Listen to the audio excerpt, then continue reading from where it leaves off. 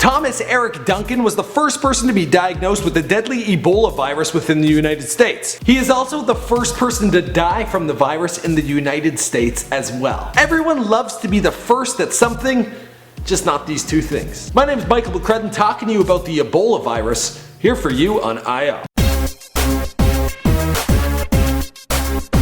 The Texas hospital released this statement. It was with profound sadness and heartfelt disappointment that we must inform you of the death of Thomas Eric Duncan this morning at 7:51 a.m. Mr. Duncan succumbed to an insidious disease, Ebola. He fought courageously in this battle. Thomas was a Liberian man. He died on Wednesday, October 8th, 2014. He was 42 years old. For those of you who have no idea about this virus, it is thought to have come from bats. Most particularly, fruit bats. It is primarily transmitted between humans and animals through bodily fluids. It causes severe and often fatal fevers. Duncan had been receiving an experimental drug which I cannot pronounce for the life of me. Thank the editors for putting it right there. This medication had yet to be tested on humans, so it's obvious that the doctors were working in haste trying to save this man's life. Days before his death, his condition was publicly announced to be improving. The hospital stated that he had been downgraded from serious condition to critical but stable condition. That doesn't sound like a real downgrade to me. Now, they haven't pinpointed exactly where Duncan picked up the disease,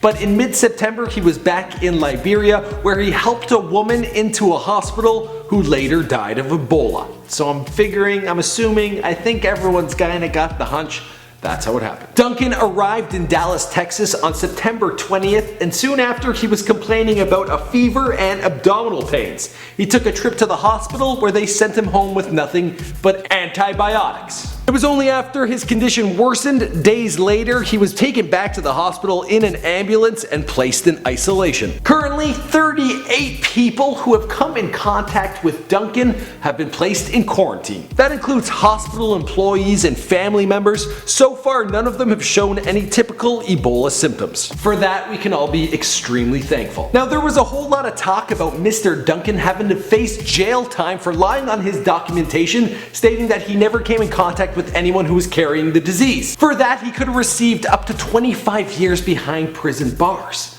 Unfortunately, he's passed away, so there will be no justice served in this case, but I want to hear from you guys. Do you think 25 years behind jail is a punishment that matches the crime? Let me know in the comments down below. My name is Michael McCrudden, this is IO, and sadly, this man passed away. It is a tragic news story, so let's share our condolences in the comment section down below.